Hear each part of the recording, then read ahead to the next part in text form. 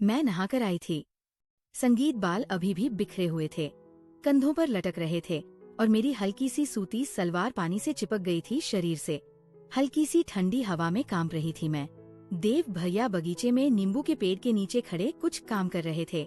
मैं गई और बोली, भैया एक नींबू तोड़ दो ना, चाय में डालूंगी। वह मुड़े मेरी तरफ देखा, आंखें थोड़ी सी बड़ी हो गई, जैसे कोई चीज देख ली हो जो देखनी नहीं चाहिए थी। हेलो, मेरा नाम है रिया, उम्र 20 साल की हो गई हूँ अब। और हाँ, मैं वह वाली लड़की हूँ जो गांव की गलियों में दौड़ी भागी है, लेकिन शहर की किताबों की खुशबू भी सूंघी है। मेरी कमर पतली है, कंधे थोड़े से चौड़े, और जब चलती हूँ तो चाल में एक लय है जो लोगों की नजरें थोड़ी देर रोक लेती है। मेरे होंठ हल्के गुलाबी है और जब मुस्कुराती हूँ तो गालों पर 2 छोटे से गड्ढे पड़ जाते हैं। लोग कहते हैं मेरी आंखें गहरी है, जैसे कोई पुरानी कहानी छुपा रखी हो। मैं अपनी छोटी सी दुनिया में खुश थी, लेकिन आज जो बताने जा रही हूँ वो मेरी जिंदगी की वो कहानी है जो मेरे देव भैया के साथ शुरू हुई। और अरे रुकिए, पूरी सुनिए ना। हमारा घर गांव के बीचों बीच है, जहाँ से पीछे की तरफ आम का बगीचा शुरू हो जाता है। संगीत चाचा जी खेतीबाड़ी संभालते हैं, चाची घर चलाती है और देव भैया यानी मेरे चाचा के इकलौते बेटे 24 साल का कद काठी, ऐसा कि गांव की लड़कियां छुप छुप कर देखती है। लेकिन भैया सिर्फ मुझे सबसे ज्यादा ध्यान देते हैं। बचपन से हम साथ खेलते थे, छुपन छुपाई, गिल्ली डंडा, और अब भी जब घर में कोई नहीं होता तो घंटों गप्पे मारते हैं। आज सुबह की बात है, मैं नहाकर आई थी, बाल गीले, कपड़े चिपके। भैया बगीचे में नींबू तोड़ रहे थे। मैं गई और बोली, भैया नींबू दे दो। वो मुड़े देखा, आंखें बड़ी हो गई। मैंने हंसकर कहा, हुआ भैया, मेरे बालों में पत्ता फंस गया क्या? वो हकलाए, नहीं नींबू ले लो। मैंने नींबू लिया और हम दोनों बगीचे के उस कोने में खड़े हो गए जहाँ सुबह की धूप पेड़ों से छनकर आ रही थी। भैया ने कहा, रिया तू अब बड़ी हो गई है, ऐसे गीले कपड़ों में मत घूम। मैंने कहा, अरे घर में कौन देख रहा है, सिर्फ तू तो है। वह चुप हो गए, लेकिन उनकी नजर मेरी गर्दन पर थी, जहाँ पानी की बूंदें अभी भी लुढ़क रही थी। मैंने महसूस किया दिल थोड़ा तेज धड़का, लेकिन हंसकर टॉपिक बदल दिया। चलो भैया, बगीचे में घूमते हैं। हम बगीचे की पगडंडियों पर चलने लगे, भैया आगे मैं पीछे। हवा में नींबू की महक थी।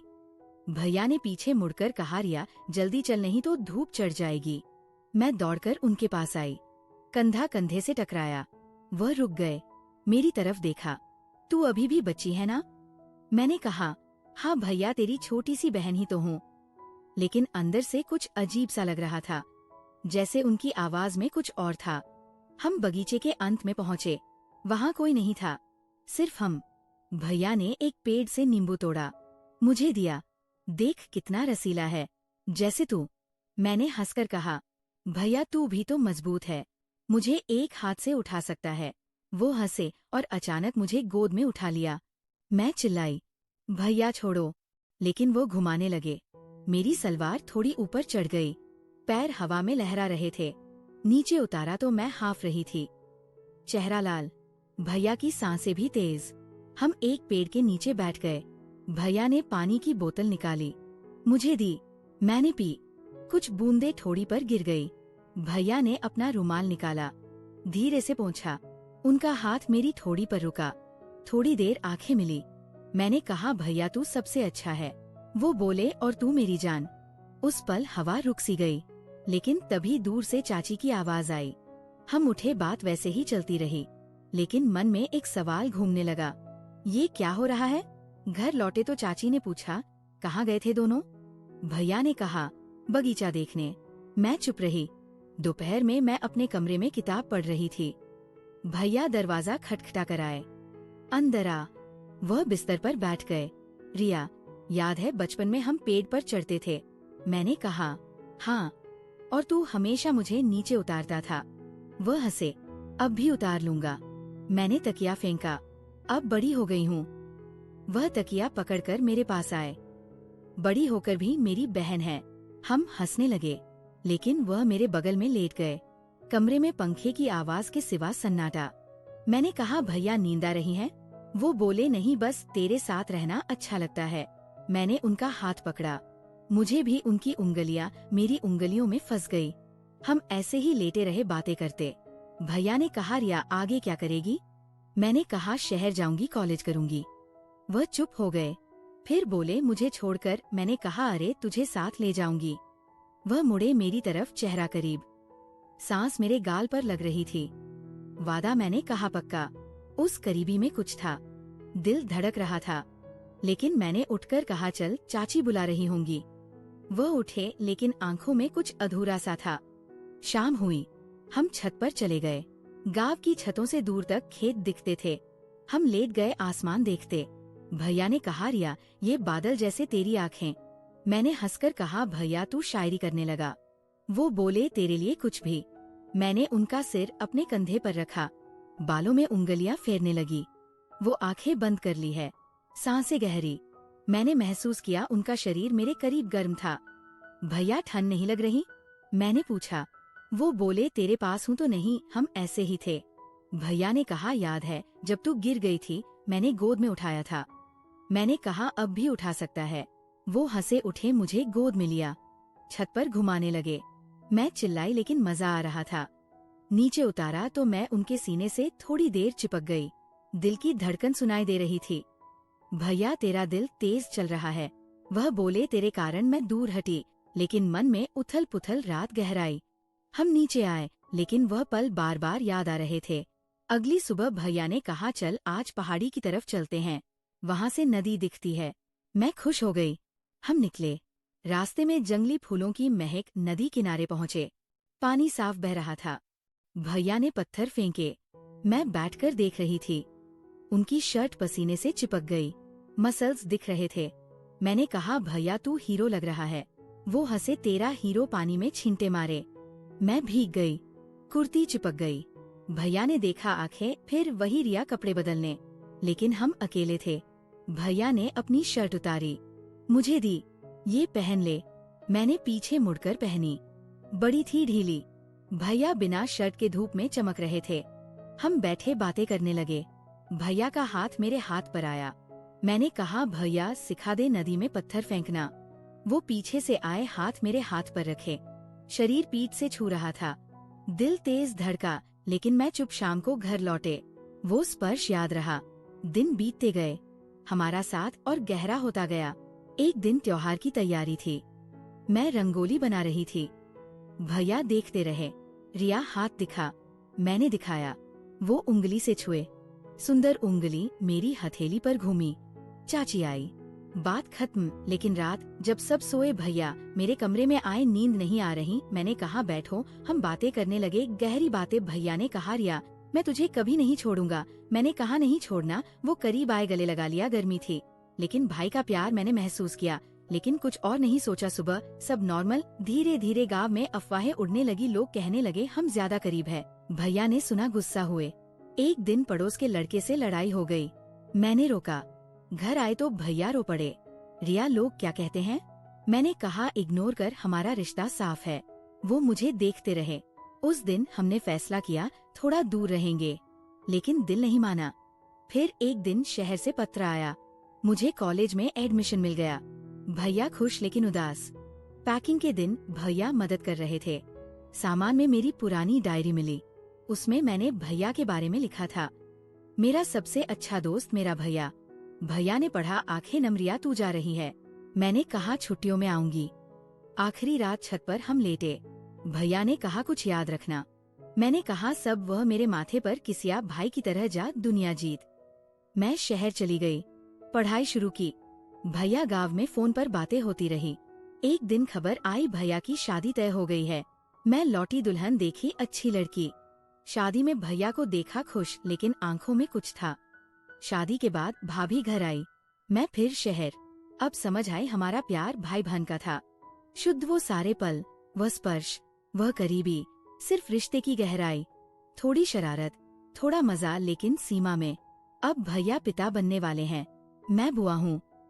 वो कहानी जो शुरू में कुछ और लगती थी, बस एक भाई बहन की अनोखी बॉन्डिंग थी। लोग अब कहते हैं, कैसी बहन है जो भाई को इतना समझती है। और हाँ, थोड़ा मसाला तो बनता है जिंदगी में, लेकिन असल में प्यार साफ होता है। लेकिन सुनो, असली बात अब बताती हूँ, वो जो मैंने कभी किसी को नहीं बताई। वो ट्विस्ट जो मेरी जिंदगी को हिला कर रख दिया। अच्छे इंसान हो तो तुम भी सोच में पड़ जाओगे। याद है मैंने बताया था शहर से पत्र आया। हाँ वो सच था, लेकिन वो पत्र सिर्फ मेरा नहीं था। पैकिंग के दिन जब भैया को डायरी मिली, उसकी आखिरी पेज पर मैंने कुछ लिखा था जो छुपाया था। वहाँ लिखा था, भैया शायद हम खून के रिश्ते में नहीं हैं। हाँ सुनकर चौंक गए ना। चलो पीछे चलते हैं। लेकिन कहानी वही फ्लो में। जब मैं शहर गई, पहला महीना फोन पर बातें, भैया की आवाज में उदासी। एक रात देर रात कॉल आया, भैया का नंबर, लेकिन आवाज कांप रही थी। रिया तुझे कुछ बताना है। मैंने कहा बोलना। वो बोले, वो डायरी आखिरी पेज तूने लिखा, हम खून के नहीं। मैं चुप हो गई, दिल धड़का। मैंने कहा भैया वो बचपन की बात थी। लेकिन वो बोले नहीं रिया। मैंने चाची से पूछा, वो रो पड़ी। सच ये है कि तू मेरी सगी बहन नहीं है, तेरी माँ चाची की छोटी बहन थी। माँ की मौत के बाद चाचा ने तुझे गोद ले लिया, लेकिन चाचा को कभी पता नहीं चला कि तू उनकी अपनी नहीं है। मैं फोन पर कांप गई। भैया बोले, वो सारे पल, वो स्पर्श मैं जानता था सच, लेकिन चुप रहा क्योंकि तुझे खोना नहीं चाहता था। जब तू गई मैंने सोचा दूर हो जाऊंगा, शादी कर लूंगा, लेकिन नहीं हो पाया। मैं रो पड़ी। भैया ने कहा शादी रद्द कर दी मैंने, मैं आ रहा हूँ तेरे पास। रिया हम कुछ और हो सकते हैं। उस रात में सो नहीं पाई। अगले दिन भैया शहर पहुँचे। हॉस्टल के बाहर खड़े मैं बाहर आई। उन्हें देखा, वही मजबूत भैया, लेकिन आंखों में अब भाई का नहीं कुछ और। हम पार्क में बैठे, हाथ पकड़ा, लेकिन अब वो हाथ भाई का नहीं लग रहा था। मैंने कहा भैया नहीं देव, ये गलत है। वो बोले नहीं रिया, अब गलत कुछ नहीं, हम खून के रिश्ते में नहीं बंधे। मैं तुझे वो वाला प्यार करता हूँ। लेकिन ट्विस्ट यही नहीं रुका। मैंने चाची को फोन किया, सच पूछा। चाची रो पड़ी। रिया देव की बात झूठ नहीं, लेकिन एक और सच है, देव को भी हमने गोद लिया था। गांव में एक औरत ने छोड़ दिया था, हमने अपनाया। तुझे बताया भाई, लेकिन देव को कभी नहीं बताया। वह सोचता है तू सगी नहीं, लेकिन असल में तू सगी है, वो नहीं। मैं हकी बक्की। भैया मुझे गले लगा रहे थे, कह रहे थे हम अब साथ हो सकते हैं, लेकिन मैं जान गई वह मेरा सगा भाई नहीं, लेकिन मैं उसकी सगी बहन हूँ। नहीं, हम दोनों किसी के सगे नहीं, एक दूसरे के। चाचा ने दोनों को अलग अलग अपनाया था। हम भाई बहन नाम के, लेकिन खून के नहीं। मैंने देव को सब बताया। वो पहले हंसे, फिर रोए, फिर गले लगा लिया। रिया इससे क्या फर्क पड़ता है, हमारा प्यार तो वही है। लेकिन मैं पीछे हटी। नहीं देव, हम बड़े हुए भाई बहन की तरह ये सीमा पार नहीं कर सकते। वह चले गए, गांव लौटे, शादी कर ली किसी और से। मैं शहर में रही, लेकिन अब फोन नहीं उठाती। कभी कभी पत्र आता है, रिया मैं इंतजार कर रहा हूँ, लेकिन मैं जानती हूँ हमारा रिश्ता वो नहीं बन सकता। गांव वाले अब कहते हैं रिया ने भाई को छोड़ दिया, लेकिन सच सिर्फ मैं जानती हूँ। हम ना भाई बहन है, खून के ना कुछ और। बस दो अनाथ रूहें जो एक घर में बड़ी हुई और प्यार की आग में जल गई। अब देव के बच्चे हैं, मैं बुआ हूँ, लेकिन हर बार मिलती हूँ तो आंखें मिलती है, तो वह पुराना सवाल घूमता है, क्या होता अगर। सच ये है कि जिंदगी ने हमें भाई बहन बनाया, लेकिन किस्मत ने कुछ और लिखा और हम दोनों ने चुना दूर रहना। आज जब मैं ये सब सोचती हूँ तो दिल में ग्लानि होती है। वो सारे पल जिनमें हमने सोचा कि शायद वो करीबी, जिसे हमने नाम दिया भाई बहन का प्यार, लेकिन अंदर कहीं कुछ और था, वो गलत था। भले ही खून का रिश्ता ना हो, लेकिन जिस घर ने हमें बड़ा किया, जिसने हमें भाई बहन कहा, उस रिश्ते का सम्मान करना हमारा फर्ज था। हमने उस रिश्ते को धुंधला करने की कोशिश की।